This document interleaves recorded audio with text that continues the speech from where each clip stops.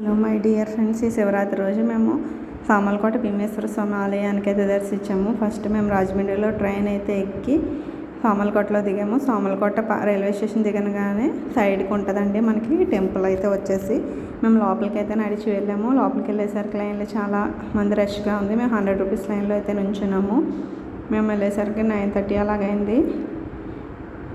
మేము ఈ లైన్లో 1.5 అవర్ ఆల్మోస్ట్ ఉన్నాము. లోపలికి వెళ్ళాక టికెట్ అయితే ఇచ్చారు, 100 రూపీస్ టికెట్.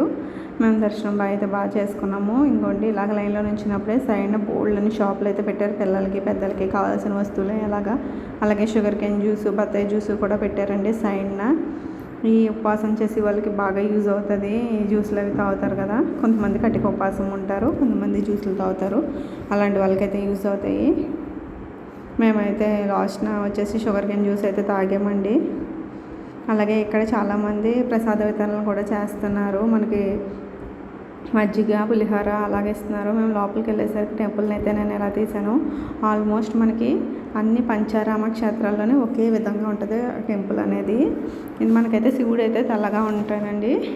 కింద నుంచి లింగం అయితే ఉంటుంది మేడపైకి. చాలా బాగా జరిగింది.